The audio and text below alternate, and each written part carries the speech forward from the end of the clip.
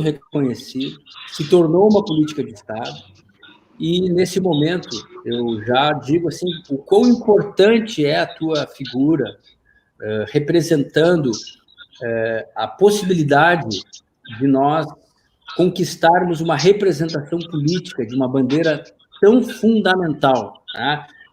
Porto Alegre, você sabe muito bem, nós temos uma rede de professores que são até recebem quase o dobro do magistério estadual, eles, graças a Deus, são muito bem remunerados, mas o nosso IDEB é muito baixo, e justamente pelo fato das escolas, na sua grande maioria, elas estarem localizadas em situações de extrema vulnerabilidade.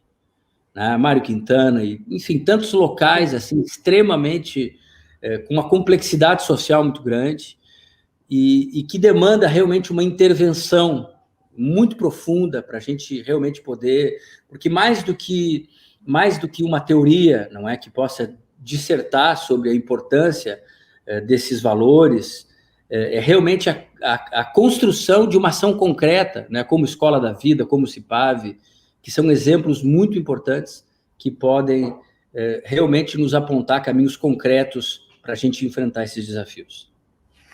Muito obrigada, deputado. Então, boa noite para quem está chegando e nos assistir ao vivo. O deputado Thiago Simon fez uma abertura aqui muito importante para nós, fez um apanhado do que nós vamos conversar.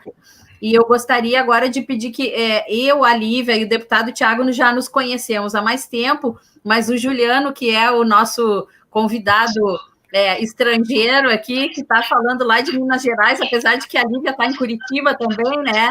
Mas o Juliano, ele já é um conhecedor da política gaúcha, ele estuda a política gaúcha e os políticos de todo o país, então ele também é professor, né, Juliano? Eu gostaria que tu se apresentasse para nós e falasse um pouquinho desse nosso tema, dessa nossa live. Boa noite. Boa noite para todos, agradeço as palavras que foram colocadas por você, Luciane, pelo deputado também. Boa noite, Lívia, boa noite, Thiago. Primeiramente, é um prazer para mim poder estar participando dessa live com pessoas assim de alto gabarito e que têm bastante propriedade e conhecimento para discutir esse tema muito importante, muito relevante, que são, né, os temas de consciência política, da família e também da questão da escola, né, da educação e da ética de um modo geral. Tem um tempo já que eu estudo a política de um modo geral, como sociólogo, como professor, é importante para mim ter esse conhecimento de política do país todo, não só aqui de Minas, porque eu acredito que a gente tem que ser conhecedor de tudo que nos cerca, e não somente aquilo que está ali no nosso mundo, né, aquilo que está ali no nosso mundinho, na nossa cidade, no nosso estado. Então, estudando a política do Rio Grande do Sul, também, dentre os meus estudos que eu faço, diversos políticos, os gestores, acabei conhecendo a Luciane, numa página do ex-governador Sartori, lendo sobre ele, sobre a biografia dele, os programas que ele desenvolveu ao longo dos 4 anos em que ele esteve à frente do Estado, e nos conhecemos. Ela me fez esse convite para essa live, depois de algumas conversas que a gente já tem há bastante tempo, né, Lu?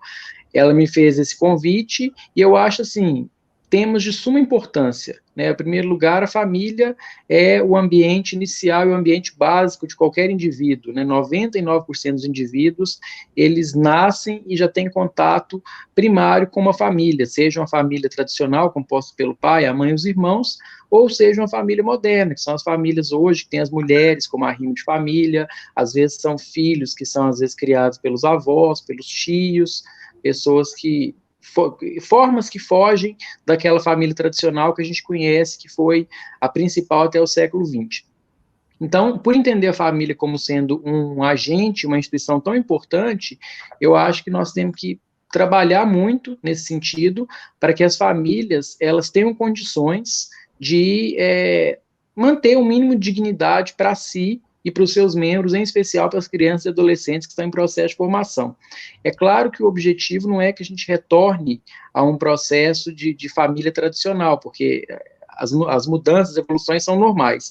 O objetivo é que as famílias tenham condições mínimas de administrar a sua vida, administrar os seus membros, as suas crianças, os adolescentes, de modo que cresçam com as condições básicas que são peculiares aos indivíduos humanos, como o direito à saúde básica, educação básica, ao lazer, esporte, moradia, segurança pública, os direitos, de um modo geral, pertencentes a todo indivíduo humano.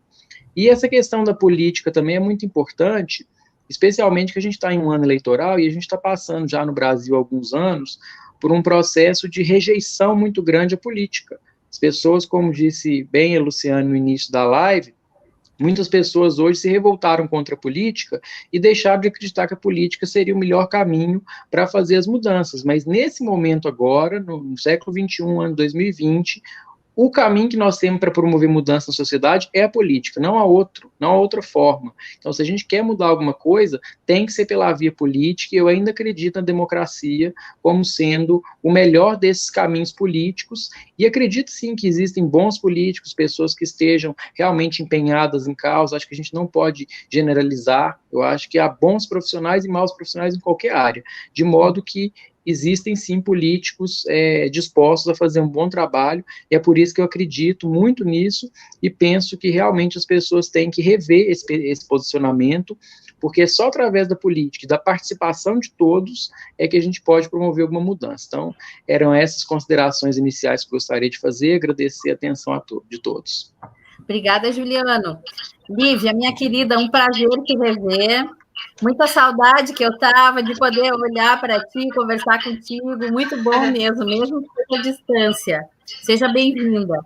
A Lívia foi parceira do programa CIPAV, né? Eu acredito que continua sendo, né? Porque o programa é um programa institucionalizado já, não tem mais como deixar de existir, talvez ele não aconteça mais da forma como que acontecia, mas é um programa que veio para ficar. E a Lívia desenvolvia um trabalho, ela foi assim a precursora, digamos, aqui no Rio Grande do Sul, da implementação do Escola da Vida, né, Lívia? E esse trabalho, ele chegou nas escolas com um cunho, principalmente, Juliano, já que tu és sociólogo e a gente te trouxe para falar da questão da ética, para falar sobre ética também, né? O Escola da Vida trazia muito o resgate dessa importância de se criar um caráter, né, na pessoa desde jovem, essa criança, esse jovem entender a importância da família, da ética, e a Escola da Vida, esse programa Escola da Vida desenvolveu esse trabalho maravilhoso. Então, a Lívia, né, para falar um pouquinho com a gente, eu gostaria já de deixar uma pergunta, Lívia, bem importante, que a gente sabe que agora que não está tendo aula presencial nas escolas, que a gente não está podendo desenvolver esse projeto, digamos, em alguns lugares até acontece assim, como a gente está fazendo online, né? Mas o que eu percebi, assim, que o Juliano sabe disso, o deputado Tiago e a Lívia, que eu, além de ser professora e ter implementado o programa CIPAV aqui no estado, eu também sou policial, né? E o que eu percebi? Eu percebi que desde que o início da pandemia, essa violência que acontecia nas escolas, elas não acontecem na escola porque as escolas estão fechadas, mas elas vieram para dentro vieram para o seio da família novamente. Essa violência começou a acontecer de maneira mais evidente, violência doméstica, a falta de entendimento entre os pares, a convivência com a comunidade ficou tudo muito difícil com essa pandemia. Aí eu gostaria de saber com a Lívia, né, do trabalho que vocês desenvolvem, se vocês tinham alcance nessas famílias, se vocês conseguiam chegar até essas famílias para dar um apoio, para tentar dar um esteio para eles, né, diante de tantas situações conflituosas. Boa noite, Lívia. Boa noite. Então, é um prazer estar aqui também. Na verdade, assim, me sinto muito honrada e até não digna de estar nesse grupo aqui, né? Mas eu sou uma engenheira civil, não socióloga, fui formada em matemática também, mas atuei pouco como professora, né? E me envolvi com a Escola da Vida, que é um projeto de resgate de princípios e valores por uma paixão e um entendimento que eu, como pessoa, como cidadã, tinha que fazer alguma coisa para transformar a realidade, né? Então, eu vou falar, assim, do meu conhecimento humano, assim, né, de vivência, de prática, assim, né, não de política, enfim, não conheço muito, assim, né? Mas a gente, nesse período, percebeu isso que tu falou, né? a violência vindo para casa, né? Aquela violência que se sofria na escola, o bullying, etc., né? E até a agressão física, por exemplo, as crianças estando suscetíveis a isso, os adolescentes em casa, né? E muitos que eram violentos na escola é porque sofriam violência em casa, né? A gente tem uma palestra de violência que a gente trata muito que a violência é um ciclo, e o nosso sonho quando a gente chega na escola é que quebre esse ciclo, né? Porque alguém que receba amor possa também gerar amor, inclusive na sua própria casa, inclusive contra o agressor, porque alguém tem que quebrar o ciclo, né?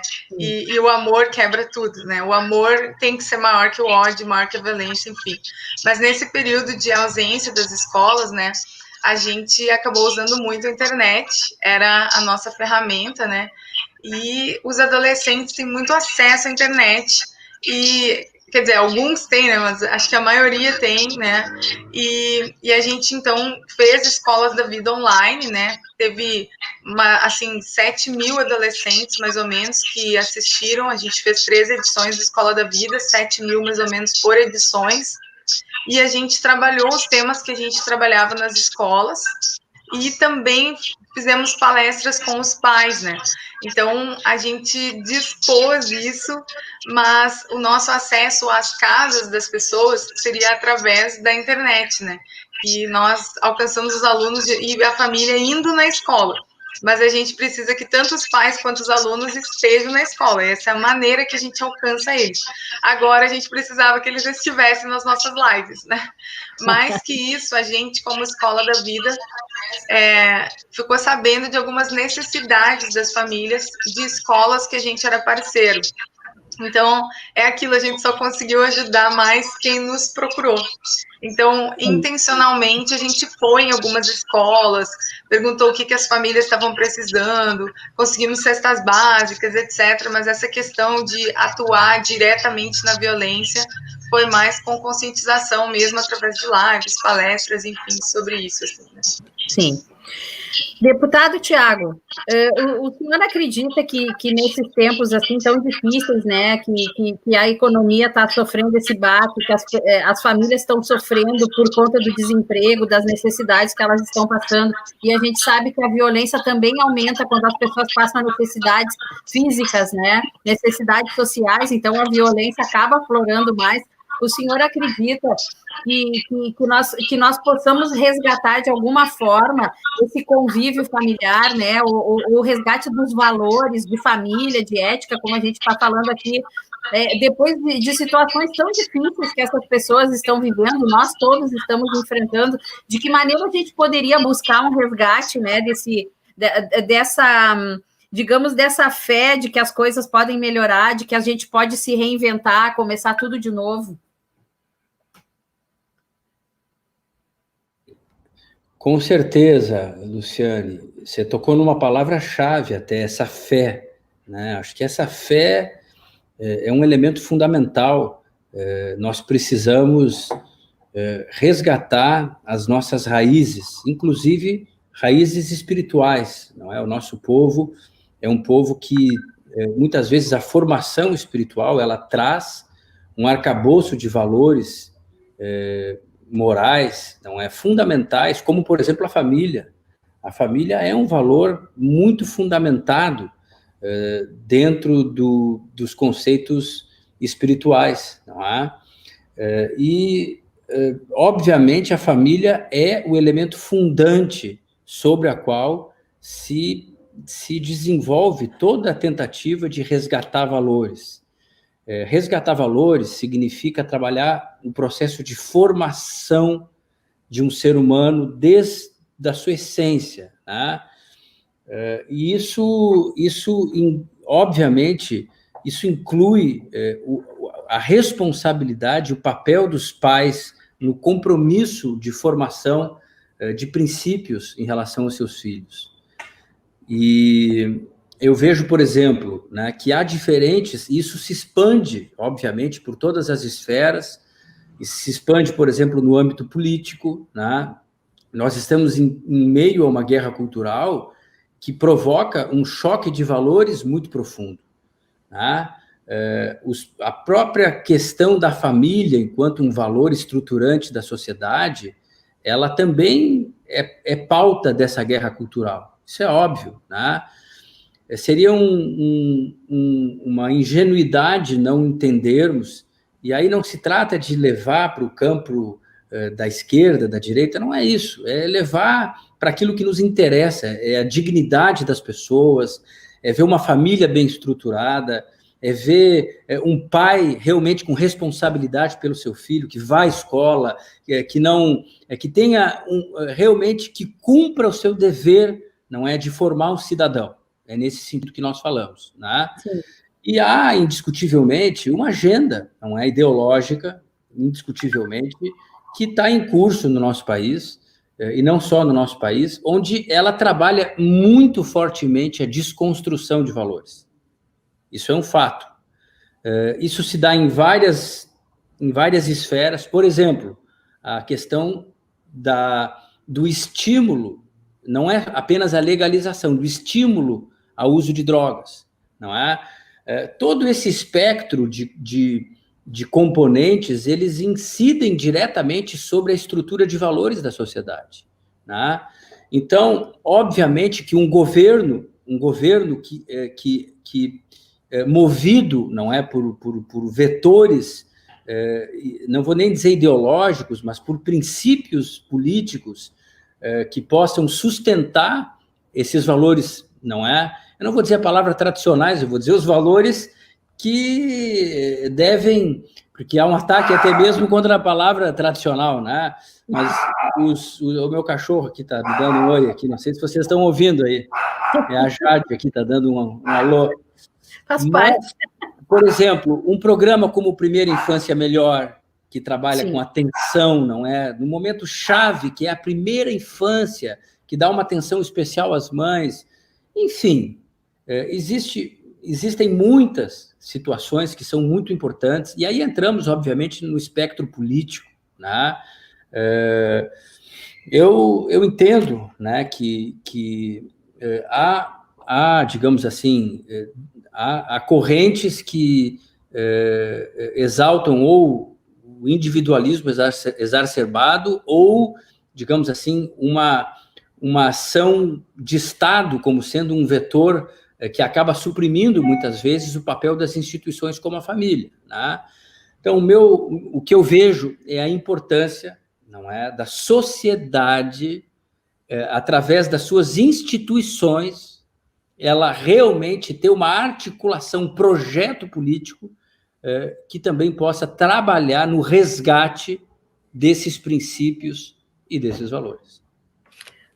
Perfeitamente, eu concordo plenamente e já aproveito para fazer um link com o Juliano, para falar, Juliano, que eu sei que tu é jovem ainda, mas eu acredito que tu tem tido conhecimento de que antigamente em matérias, em sala de aula, a gente tinha a organização social e política, né, educação moral e cívica, eram matérias que foram extintas e, de certa forma, foram absorvidas por novas disciplinas como filosofia, sociologia, e eu queria saber de ti, como professor, se tu acredita que essas duas disciplinas, elas englobam ainda, hoje em dia, essas questões da organização social e política e da moral e cívica, né? Essa questão da ética, ela continua sendo trabalhada dentro dessas duas novas disciplinas ou muita coisa se perdeu?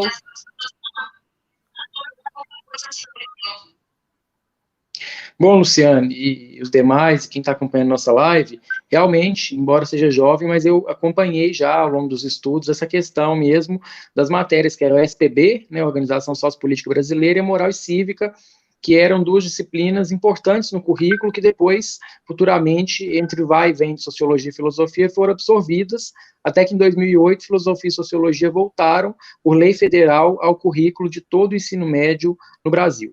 Mas eu acho que não, eu acho que essas duas disciplinas, infelizmente, embora eu seja professor de Sociologia e tenha dado aula de Filosofia também, eu acho que essas duas disciplinas não absorveram aqueles valores que eram tratados, que eram trabalhados nas disciplinas de Moral e Cívica e OSPB, antigamente, no sentido de que, infelizmente, as disciplinas hoje que nós temos, primeiro que tem uma carga horária muito reduzida, que não se dá para trabalhar grande quantidade de informações com os alunos, porque a carga horária é muito pequena. Eu não sei como que é, porque é por estado, né, no caso das escolas estaduais, mas aqui em Minas é uma carga horária muito reduzida, mas acredito que não seja diferente da realidade de vocês aí no Rio Grande do Sul.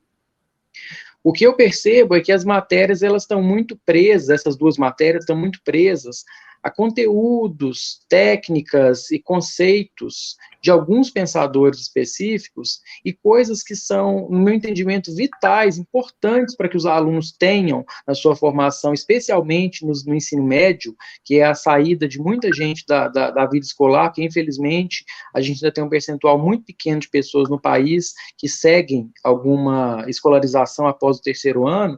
Eu vejo que isso fica faltando muitos valores que deveriam ser tratados com os alunos dentro dessas duas matérias e não são tratados em detrimento de conceitos e teorias e correntes de pensamento que não é que não são importantes, mas eu acho que há coisas mais importantes e mais ligadas à realidade, à conjuntura atual, que deveriam ser tratadas. Por exemplo, dentro de sociologia, o aluno não conhece simplesmente como que é a forma de distribuição do poder numa democracia, em que há um poder executivo, um poder legislativo, um poder judiciário, coisa que eu sei que era tratado na antiga OSPB. Do ponto de vista da ética, dentro de filosofia e sociologia, o aluno simplesmente ele não é inserido numa realidade de conhecer o que é a ética, quais são os valores que vão além das normas legais, das normas éticas, das normas morais, princípios, tanto que cada vez mais a gente vê que os alunos têm uma dificuldade muito grande de fazerem opções. Os alunos, os jovens também, de modo geral, têm dificuldade de fazer opção por atitudes éticas ou moralmente aceitáveis e corretas. Muitas das vezes as pessoas só pensam assim, é lei, se for lei eu cumpro, se não for, não tem outro tipo de preocupação, enquanto, na verdade, nós temos que ter esses vários olhares, o olhar para a questão legal, olhar também para a questão ética e moral, para ver se aquela atitude nossa, ela não só não é ilegal, mas também não é imoral, não é antiética. Infelizmente, eu acho que falta muito isso, e acredito que essas disciplinas deveriam rever os seus conteúdos e currículos para os próximos anos, para se aproximar um pouco mais da necessidade do aluno secundarista.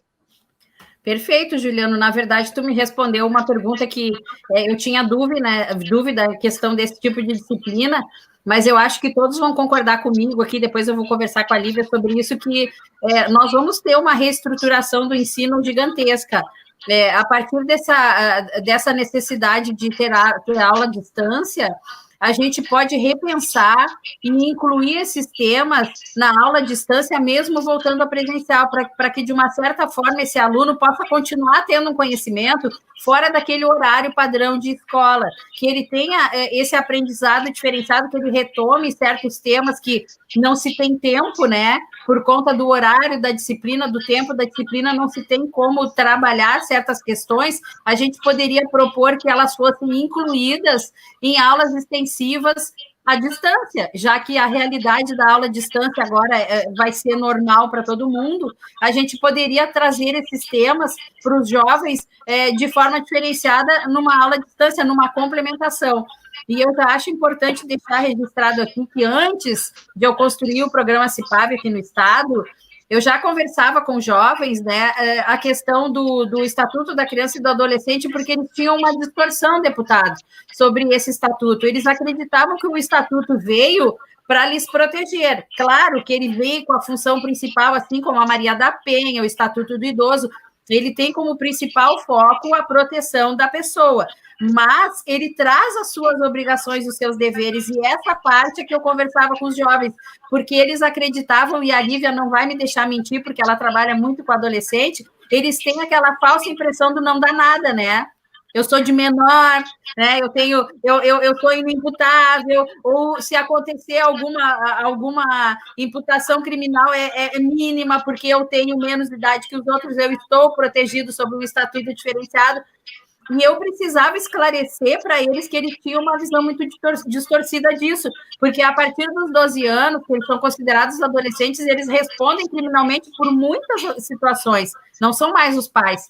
E então eles podem acabar maculando o nome deles para sempre, né? Impedindo eles de fazer um concurso público, de prestar alguma prova, por conta de ações que parecia ser uma brincadeira, uma peraltice, como, por exemplo, uma pichação, e eles achavam que não dava nada por serem adolescentes, e, na verdade, aquilo pode deixar o nome deles comprometido para situações lá adiante, que vão fazer eles se arrepender. Então, quando eu comecei a conversar com os jovens e mostrar para eles que realmente existia, sim, uma punição pelas suas ações, como tudo na vida, né?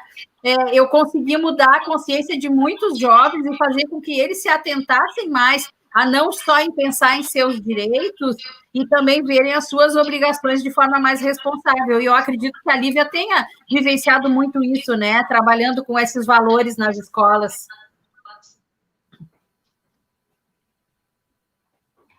Sim. Não, realmente, essa frase do não dá nada é a frase master, assim, né? Que leva a todo tipo de inconsequência, vamos dizer assim, né? Realmente a gente vivencia isso na escola e a falta mesmo do conhecimento deles. Algumas coisas eles sabem os direitos, mas não os deveres, né? Eles não sabem o que dá de verdade, tipo assim, né? Assim como às vezes até alguns professores não sabem também, né? Consequências de algumas coisas assim. Eu tenho pensado como a gente brasileiro desconhece a lei, assim, né? A gente desconhece a lei, desconhece a política. A gente tem, assim, aproveitando, né, que tu é candidata a vereadora, eu tô olhando teu número aqui, né? A gente tem até a ideia, tipo assim, vereador é aquela pessoa que troca a lâmpada do poste do meu bairro, é essa pessoa que eu vou votar, né? Então, assim, todas as coisas, como a gente, né? Tu vê assim, nossa, aquela pessoa é maravilhosa, melhor vereador, trocou a lâmpada do poste do meu bairro. Meu Deus, um vereador não faz isso, não serve para isso, pelo menos, né? Qualquer um que for numa secretaria troca a lâmpada, não precisa ser vereador, né? E assim, essa questão, eu vejo, de legislação de escola também, de direitos e deveres do próprio adolescente, tanto eles desconhecem, quanto os pais desconhecem, quanto às vezes os professores desconhecem, né? E às vezes a gente que trabalha com adolescente, né? Eu tive que ir atrás de algumas coisas, assim, para poder até ajudar os adolescentes e professores nas escolas, né, com situações dessas, assim. Como seria importante, né, vocês falaram de moral e cívica, como seria importante a gente estudar a legislação também, né, de algumas coisas, assim, tá todo mundo sujeito e debaixo disso e regido por isso, exatamente. E nós desconhecemos. Então, né? Na verdade, Lívia, quando o deputado falou, e o Juliano também, dessa diferença do ensino, né, ao longo dos anos, a gente viu a necessidade de se readaptar currículos. Tu, como professora de matemática, também sabe que muita coisa mudou. Mas agora que, diante da pandemia, que veio essa necessidade extrema de educação à distância, a gente pode manter, né, esse vínculo com a educação à distância, trazendo mais informações para esses jovens, fora o conteúdo da disciplina pedagógica obrigatória, né?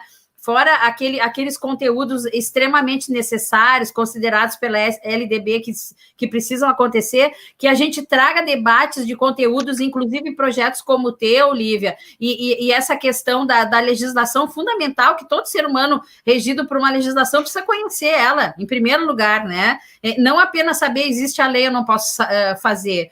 Eu não posso fazer isso porque tem a lei. Ele precisa conhecer essa lei, saber por que essa lei veio à tona, por que a necessidade da criação de uma lei, porque as leis são criadas assim a toneladas, né, diariamente, assim como tu falou, em Câmara de Vereadores, na Assembleia Legislativa, nosso deputado não nos deixa mentir, extremamente importantes, a maioria delas, muitas delas a gente não consegue entender tanto a funcionalidade, mas a gente deveria. Por isso que eu até já deixo aqui essa provocação da necessidade de se manter esse ensino à distância, depois do retorno às aulas, como uma complementação de temas fundamentais para a vida na sociedade. Eu não sei se o senhor concorda, deputado. Está sem som.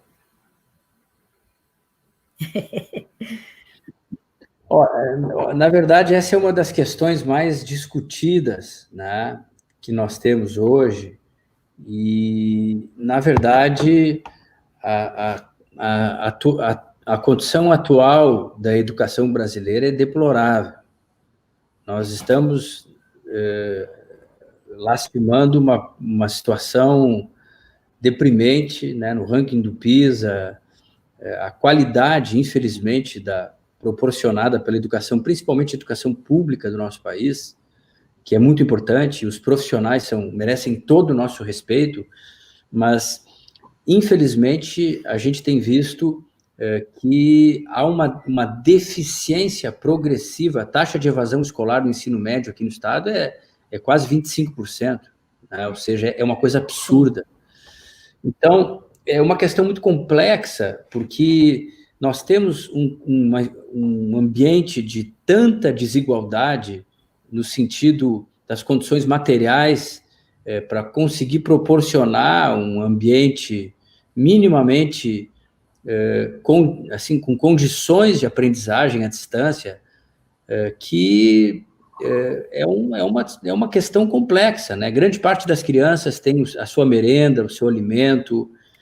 A grande solução, na minha opinião, seria mais tempo na escola, porque grande parte das crianças, elas contam com uma família completamente desestruturada, muitas vezes, ou que os pais trabalham, enfim, é muito difícil a gente pensar numa solução em grande escala para um país tão complexo e com tantas vulnerabilidades como é o caso do Brasil.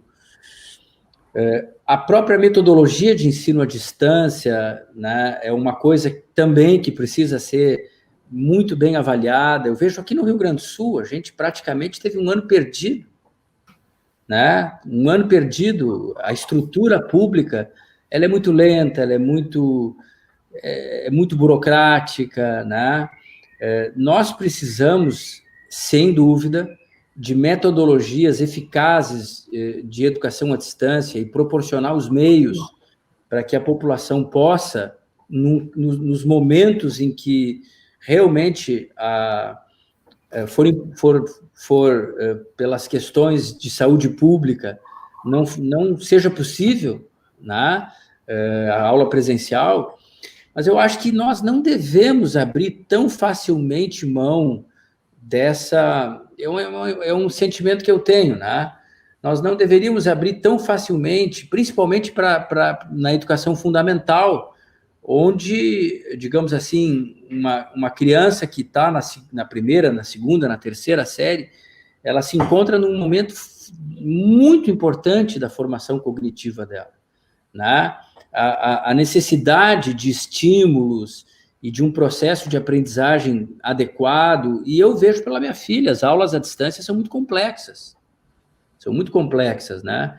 Então, obviamente, numa circunstância de pandemia, bom, nós temos que nos adequar, Sim. E nesse sentido, precisamos realmente de metodologias e de estruturas, não é? Tem muitas cidades do interior que tem Wi-Fi em quase toda a cidade, né? Então, realmente a ampliação da internet de modo a que todas as pessoas sejam incluídas nesse universo digital é fundamental. As metodologias de educação são fundamentais, mas eu vejo que a própria questão da educação hoje no Brasil, eu até estava aqui analisando, eu ia, né, publicar na minha página aqui, tem mais as informações aqui, né? O Rio Grande do Sul, de 2007 a 2018, no nosso estado, nós caímos 12 posições no IDEB. Nossa. Sabe o que é isso? Nós tínhamos em 11 anos, nós tínhamos a quarta posição, éramos uma das melhores educações do Brasil, e hoje somos um estado médio. E no ensino, se não me engano, no ensino fundamental, um grupo ali de séries, nós estamos, inclusive, abaixo da média nacional. Então, programas como o CIPAV, como Escola da Vida, porque, obviamente, que não é Aí vem o próprio modelo da educação pública, que não é uma coisa simples, né?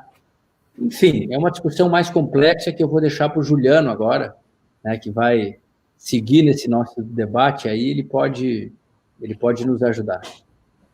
Sim, o Juliano e a Lívia deve saber, mas o Juliano não sabe, que o deputado Tiago, ele foi presidente da Comissão de Educação da Assembleia Legislativa aqui no Rio Grande do Sul, então ele fala com muita propriedade sobre educação, ele é um estudioso aprofundado nesses temas, né, deputado? Então ele conhece bastante a situação da educação. Luciane, nem tanto, mas então, ele pode ter... Eu queria dizer que uma das causas aqui que nos levou a essa queda tão brutal, são inúmeras causas, né? Mas foram, por exemplo, o excesso de partidarização da educação pública do Estado, sindicatos muito partidários, greves de 100 dias, muitas vezes, você tem 200 dias de ano letivo, né? Então, assim, essas questões acabaram realmente prejudicando muito a educação do Rio Grande do Sul. Sim. Muito obrigada, deputado. Então, Juliano, só para a gente pontuar assim que a gente tem que se encaminhar para o final, porque o deputado tem um compromisso, né? Que eu já fiquei sabendo que ele tem um compromisso às 8 horas. Juliano. Não podem ficar à vontade aqui, que o compromisso espera. Tá bom. Juliano, eu achei muito interessante a fala da Lívia e do deputado, já que nós três somos professores e o deputado presidiu a Comissão da Educação, então ele se aprofundou muito nesse tema. A gente fugiu um pouquinho da questão, na verdade não fugiu, né, porque ética, família e consciência política faz parte do conhecimento e eu acho que a escola tem que debater isso.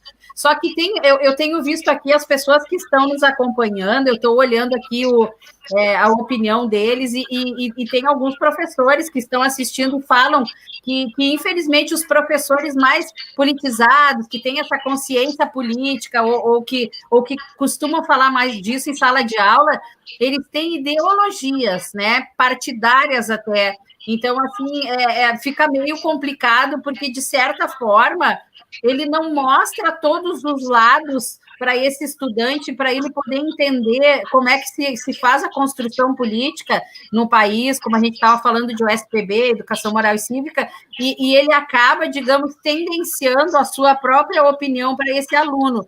Então, tu como professor, e que com certeza está enfrentando as tuas próprias dificuldades, Juliano dando aula à distância, tu acredita que esse profissional da educação que busca essa tendência de formar uma opinião, puxando, né, para um lado ideológico da sua crença política, possa prejudicar a formação desse jovem?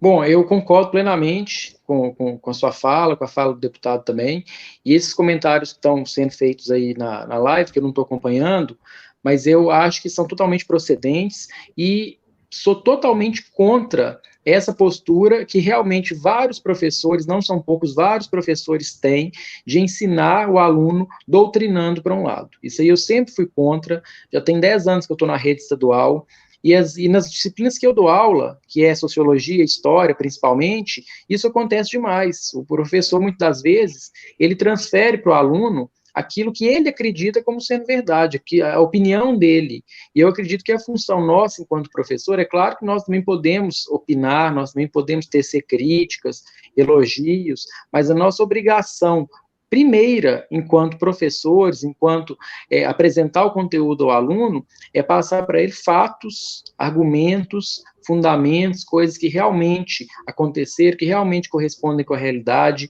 Eu acho que tem muito caso também de alguns professores que estão entrando na onda de fake news e saem espalhando fake news, utilizando essas notícias falsas dentro de sala de aula, muitas das vezes para defender o seu ponto de vista, e eu sempre fui contra. Eu tenho a minha ideologia política, tenho as minhas visões, tenho as minhas concordâncias, não me considero uma pessoa partidarizada, eu sou filiado a um partido, mas não sou totalmente adepto a um partido, eu acho que sou a favor daquilo que é bom para as pessoas, daquilo que é bom para o país, para o meu estado, para a minha cidade. Mas eu acho que realmente ocorre essa falha no sentido dos professores, muitas das vezes, alguns, não podemos generalizar, tratar o conteúdo de forma partidarizada, de forma voltada para uma determinada ideologia. E eu acho que isso é um erro muito grande, porque nós temos uma responsabilidade enorme nas nossas mãos, que é instruir um aluno, instruir um jovem, alguém que está em processo de formação, com relação a um determinado ponto. E muitas das vezes, tem professores que fazem isso sem mostrar ao aluno todas as faces daquela moeda, às vezes mostra só um lado da história, e muitas das vezes o aluno vai com isso, cresce com isso. Vou dar um exemplo bem básico aqui com relação à história. Sempre que eu tive, sempre, não vou dizer sempre não, vou corrigir minha fala para não ficar uma coisa generalizada, mas já vi vários professores de história, quando vão falar sobre a história do Brasil, família real portuguesa, vinda da corte para o Brasil em 1808, falam muito mal de Dom João VI, muito mal dos Bragança, mas esquecem de dizer aos alunos que o Brasil só teve condições para se tornar independente em 1822 por causa das construções, das melhorias promovidas pelo Dom João VI no Brasil, no período em que a corte ficou aqui. Se a corte não tivesse aqui, nós não teríamos o Banco do Brasil, não teríamos os Correios, não teríamos a Fundação Santa Casa, e isso, infelizmente, prejudica muito a qualidade do ensino, porque o aluno cresce com aquela ideia, com aquela opinião do professor, que recebeu, o Dom João VI era ruim, família real não prestava, não serve para nada, e está errado e pronto. Mas não mostra os dois lados. Agora, eu procuro sempre, enquanto professor de Sociologia e de História, mostrar aos meus alunos todos as faces da história, e deixar que eles façam, baseado nos fatos, nos acontecimentos, que eles façam o juízo de valores deles. Se ao final, tendo visto tudo, eles continuarem tendo aquele julgamento, é uma questão de opinião, uma questão de senso, né, e de valor próprio, não uma ideologização, uma doutrinação feita por mim enquanto professor. Eu acho que isso aí falta alguns professores rever essa postura. Até quando estava em alta aquele projeto Escola Sem Partido, eu disse que eu era favorável a ele e recebi muitas críticas, porque você está querendo que o professor seja igual no regime militar. Não é igual no regime militar. Eu quero que o professor tenha uma responsabilidade sobre aquilo que ele faz e que ele fala, que ele não professe ali as opiniões dele, mas que ele professe os fatos, fundamentos e complementarmente suas opiniões. Excelente. Olha, não querendo desmerecer os professores que eu tive, mas eu queria ter sido tua aluna, viu, Juliano? Adorei a tua posição. Fico satisfeito com o elogio. Fico satisfeito com o elogio. Porque eu acho fundamental a gente ensinar a pescar e não dar o peixe, né? Então, a pessoa tem que formar a sua própria convicção. Exatamente. E não ser doutrinada a acreditar no que o outro acredita. E a Lívia, que convive muito com jovens também, então só como professora, mas como no Escola da Vida, tu deve concordar comigo que o adolescente, ele é dado a paixões, né? Eu tenho uma filha adolescente que quando gosta de alguma coisa, ela pensa o dia inteiro naquilo. Então, se um professor, digamos que com essa visão limitada do seu ponto de vista, convence um adolescente a acreditar naquilo, nós temos futuros adultos radicais aí, tu não acha, Lívia? Acho. E hoje, assim, né, a gente está com um discurso bonito, assim, né, de tolerância, de não preconceito, de uma série de coisas, mas eu percebo, principalmente nas escolas, e nem se fala nas universidades, que seriam, teoricamente, as pessoas mais polidas, educadas, os acadêmicos, o futuro, enfim, né? Infelizmente, a gente percebe, assim, um discurso sobre isso, mas eu não posso discordar da ideologia. Está tendo uma discussão em sala de aula, uma conversa, que era para ser uma conversa amigável. Aí a lei agora é apoiar o aborto. Tipo, não estou dizendo a lei de verdade, mas a regra, vamos dizer assim, regra entre aspas, né? Tem que apoiar o aborto. Mas eu sou contra. Nossa, eu não tenho o direito de ser contra. Não importa os meus argumentos, eu vou ser massacrada se eu for contra isso. Qualquer adolescente será massacrado em sala de aula, entendeu? E na universidade também. Então, como assim tolerância? É tolerância só com um lado? Como assim? Cadê, assim, uma mesa para a gente discutir e trazer razões para as coisas e os próprios adolescentes das escolas terem o direito de decidir o que eles acham melhor? Por exemplo, pode um professor ir lá e dizer assim, Deus não existe, quem acredita em Deus é burro. Tipo assim, eu vou rodar se eu colocar qualquer coisa sobre isso, entendeu? Então, tipo assim, cadê o direito de ouvir os dois lados racionalmente, né, dentro de uma sala de aula sobre qualquer assunto, né? Porque eu sou feminista. Ai de quem não for feminista agora, entendeu? Então, tipo, eu não tô dizendo que eu sou, né? Não vou discutir esse assunto, nem o aborto, não é isso. Só tô dando uma máxima aqui, né? Mas ai de quem discordar. Então, cadê o mundo de tolerância? Cadê o discurso aí, né? Então, realmente, a gente não tem visto nas escolas, a respeito de qualquer assunto, né? Esse realmente instigar o conhecimento, a pesquisa, o ver os dois lados, e esse negócio de assim, desenvolver inteligência mesmo, né? Desenvolver a argumentação, né? É só tanto que a gente vê os adolescentes assim com discursos muito prontos de índices, inclusive eles sabem números de quanto Sim. o Estado ia ganhar mais com o imposto com a legalização da maconha, entendeu? Às vezes eles não sabem a fórmula de Bhaskara, entendeu? Então, pô, é números, né? Então, assim, mas então há uma intensidade nisso, né? Há uma coisa intencional. Enquanto outros lugares o ensino é feito com perguntas, né? Eu vejo como é legal tu fazer perguntas para as pessoas e instigar elas a pensar, né? O coach trabalha muito com isso, né? A nossa educação, ela é reta, né? E isso é muito criticado, mas continua assim, né? De cima para baixo, o professor que sabe falou aquilo. E então, na prática, isso não muda nada, né? É só o lado que mudou, mas é a mesma intolerância, na verdade, né? Então a gente, através, assim, na Escola da Vida, a gente não trabalha conhecimentos como fórmula de Bhaskara, por exemplo, né?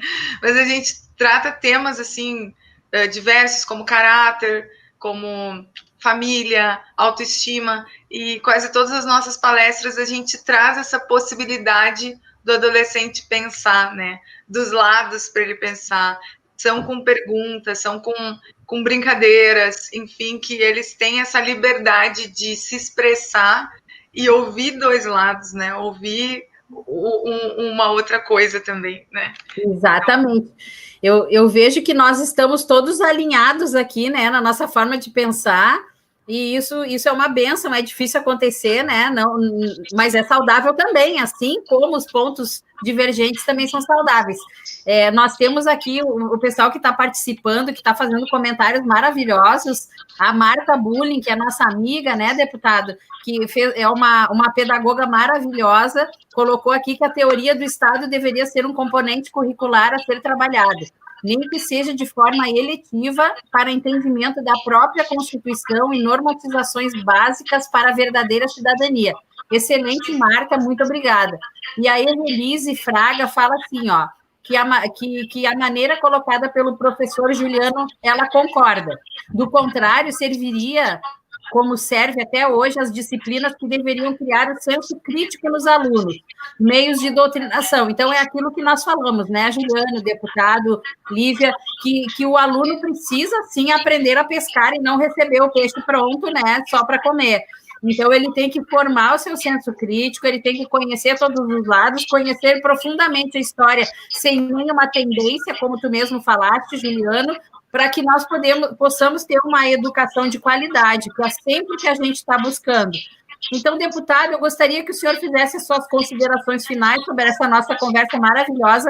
Aprendi muito hoje, eu adorei, né? Estou extremamente gratificada. Olha, Luciane, foi uma honra poder participar desse debate tão qualificado. Realmente houve um alinhamento, mas um alinhamento muito plural, né, com muitas ideias, mas ideias com muita convergência, e em termos de uma visão de resgate de valores fundamentais, não é, necessários para o nosso país. Sim. Acho que o Juliano, nessa questão, foi muito interessante. É uma questão que todos nós comungamos. Acho que ninguém suporta mais esse aparelhamento da educação brasileira. É algo realmente repugnante abusar desse sagrado direito de cátedra, e ele deve ser respeitado enquanto um direito à liberdade de ensino, que é fundamental, o professor deve ter resguardado esse direito, mas a partir do momento em que se invade, não é, a formação da consciência, trazendo uma visão unilateral, isso realmente é muito prejudicial. Isso é formação de militância, e isso precisa ser repudiado.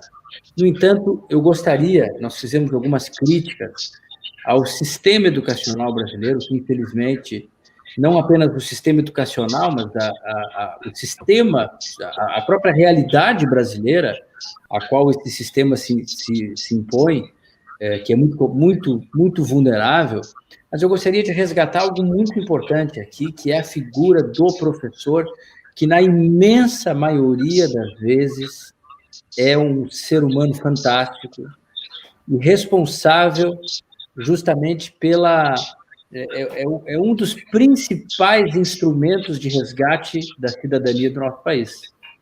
Tá?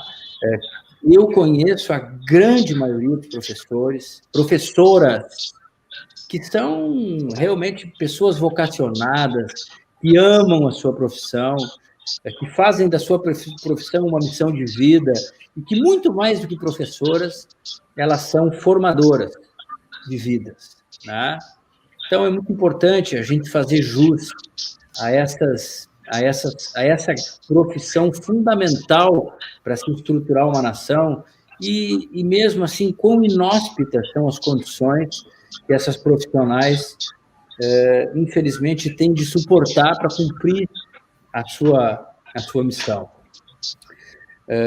Falar justamente dessa questão fundamental, não é a ética, não é a família, são pilares que são determinantes para a formação da nossa consciência. Eu vejo que o nosso país passa por um momento muito importante de formação de uma consciência coletiva do povo em relação à sua, digamos assim, a sua responsabilidade perante a nação. O país, nos últimos anos, vem dando passos muito importantes, não é? No resgate da própria democracia, não é? Tivemos reações da sociedade civil em alto e bom som contra a corrupção nesse país, a transparência, o acesso à informação, a fiscalização da sociedade civil, que são vetores dessa consciência política, não é? Fundamental, realmente, para mudar o nosso país. E por isso eu gostaria de parabenizar, Luciane, a importantíssima missão que tu tens pela frente, não é? Tu é uma candidata que vai se eleger, não é? Tu vai ser uma grande vereadora e vai representar valores importantíssimos na Câmara Municipal. Então, eu queria me despedir justamente fazendo esse agradecimento aos amigos, ao Juliano, à Lívia, a ti, Luciane, desejando os melhores e muitos votos nesse dia 15 de novembro, a todos os amigos e amigas que estão nos assistindo, não é? Desejar uma boa noite e que Deus abençoe a todos. Muito obrigada, deputado Juliano. Quero te agradecer também, né, a disponibilidade, dizer que eu adorei te ouvir, vou te chamar para mais lives, viu, deputado também, adorei conversar com vocês, quero que tu faça, então, as tuas considerações finais para a gente poder encerrar. Bom, primeiramente gostaria de agradecer o convite que eu recebi para participar dessa live, especialmente de temas que muito me interessam, né, política, ética, família, são temas que muito me interessam, porque, em primeiro lugar, são temas de extrema importância e relevância no nosso cotidiano. Eu acho que a educação, o ensino, ele tem que estar, tanto da família quanto da escola, ele tem que estar primeiramente conectado com aquilo que é cotidiano das pessoas, com aquilo que é necessário para o dia a dia, para viver em sociedade, para se conhecer a formação mesmo do país, as questões todas que envolvem a sociedade, as possibilidades de melhoria, e até mesmo para que as pessoas possam, de uma certa forma, contribuir com a política, com uma boa política, né, aquela política que promove as mudanças, que promove as melhorias que a sociedade precisa. Gostaria de agradecer a todos que acompanharam essa live também, fiquei muito satisfeito, porque foi uma live realmente de alto nível, com pessoas, assim, a gente está com as ideias bastante alinhadas, mas respeitando o pluralismo, e interessante que foi um alinhamento normal, não foi algo que a gente tenha conversado antes, nem que a gente se conhecesse antes, igual no meu caso, que estou conversando hoje pela primeira vez com a Lívia, com o deputado, com a Luciane, já conversei algumas vezes, e gostaria de chamar a atenção de todos para a grande importância do momento que nós vamos ter agora no dia 15 de novembro, que é a participação política. A gente está tendo índices muito altos de votos brancos, nulos, abstenções, e isso não pode acontecer, porque as pessoas não podem perder a fé no regime democrático como sendo a forma mais adequada e o melhor caminho para que a gente promova as mudanças sociais que a gente precisa. A gente olha para qualquer nação daquelas que a gente quer se espelhar nelas, como nações europeias de primeiro mundo, os países nórdicos, até mesmo Estados Unidos, Canadá, nenhum desses países descambou para outro lado que não fosse o lado democrático, o lado da boa política, da boa gestão, da boa administração pública. Então, chamar a atenção de todos para que participem mesmo nessas eleições, contribuam com seu voto, analisem as propostas dos candidatos, todos que estiverem disponíveis no pleito, e gostaria de pedir o apoio para a Luciane, para quem estiver acompanhando em Porto Alegre, o apoio para a Luciane, porque é uma pessoa que, embora a gente se conheça pouco, mas eu vejo as ótimas intenções que tem, vejo que fez um trabalho de muita qualidade, que é reconhecido por todo o estado do Rio Grande do Sul, pelo ex-governador, pela população de modo geral. Então, gostaria de agradecer e desejar uma boa noite a todos. Obrigada, Juliano. Lívia, querida. Então, né, a gente colocou aqui, eu queria também agradecer a oportunidade, né, e estava com saudade do deputado Thiago, de ti também, né, Luciane, prazer conhecer a Juliana aí, e a minha fala, que eu estava pensando, vou falar como a gente fala na Escola da Vida, né, a gente acabou falando de algumas coisas, criticando, de certa forma, o sistema educacional, enfim, mas a minha palavra, né, que a gente sempre leva para os adolescentes nas escolas é tudo muda quando você muda, né? Verdade. Então, eu queria terminar essa live com uma boa palavra, assim, porque em qualquer situação da nossa vida, se eu odiar o Brasil, se eu falar mal do Brasil, se eu odiar a política, se eu falar mal da política, exato, ela não vai mudar nada. Ela vai mudar quando eu fizer alguma coisa, né? Então, tudo muda quando você muda. Tudo muda quando a tua cabeça muda, tudo muda quando tu começa a olhar contra os olhos, tudo muda quando tu vai para a escola, arregaça as mangas e faz alguma coisa. Eu não posso mudar o sistema educacional brasileiro, mas eu posso influenciar a mudança de pessoas que um dia poderão mudar, né? Se os adolescentes mudarem, a gente tem um outro Brasil no futuro, né? Se eu mudar hoje, se as câmaras mudarem, as assembleias mudarem, etc., nós podemos ter um futuro melhor daqui a 4 anos. Então que a gente faça alguma coisa, né? E eu termino dizendo com a palavra que o deputado caiu para ele falar de fé, né? Então, eu tenho fé. Eu tenho fé numa escola melhor, eu tenho fé na família, eu tenho fé nos adolescentes, eu tenho fé na futura geração, eu tenho fé em Deus. E eu acredito mesmo num Brasil melhor e numa escola melhor. E muito obrigada pela oportunidade de poder falar isso aí, Luciane. Valeu. Maravilhoso, Lívia. Eu compartilho contigo dessa fé. Agradeço, deputado, mais uma vez. Juliano, adorei te ouvir. Vou te chamar para outras lives, viu? Fica preparado aí. Muito obrigado. Foi uma conversa maravilhosa, leve, muito esclarecedora, e eu gostaria de deixar aqui na hora de me despedir um agradecimento a todos os professores, né, os profissionais da educação, que assim, aos trancos e barrancos, precisaram se reinventar nessa pandemia para poder... Não foi a forma com que eles aprenderam a sua licenciatura, não foi assim que eles aprenderam a passar o seu conhecimento, e eles tiveram que se reinventar. São heróis, assim como os profissionais da saúde que enfrentam a pandemia na linha de frente. Os professores são heróis, os policiais são heróis. Então, eu compartilho contigo, Lívia, dessa fé que o brasileiro mostrou a força que ele tem se reinventando, né? E, principalmente, a solidariedade que aflorou nas pessoas para ajudar quem precisava. E isso é uma grande lição que a gente leva depois dessa pandemia, que é essa vontade de doar amor, de doar gentileza, de ser solidário. Então, muito obrigada a todos, adorei conversar com vocês, aprendi muito e gostaria de poder, em outra oportunidade, conversarmos de novo para comemorar as nossas vitórias. Boa noite, pessoal, e muito obrigada de coração, eu adorei. Boa noite, muito obrigado a todos. Boa noite, querida. Um abraço, pessoal. Obrigada, um abraço. Tchau, tchau. Beijo, Lívia. Beijo. Tchau, tchau.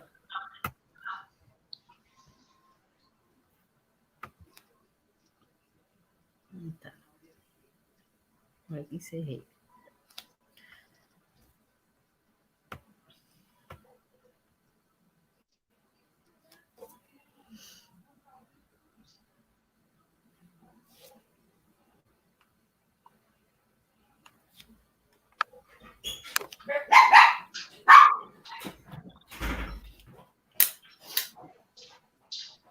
Fiz em 1 hora, bem certinho. Ah, foi maravilhosa, assim, ó, foi alto nível.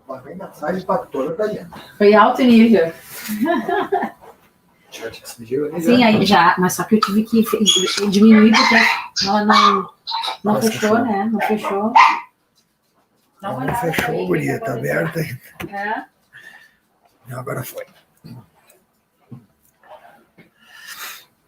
Esqueceu de dar o gol ali, guria, no início. Rateei, né? Sim, deixou assim, 3, 4 minutos, tu rateou. Não, mas deu tudo certo. Tinha que ter dado o gol, te acostuma lá a dar o gol. Sim. Foi ótimo, vá. Vamos.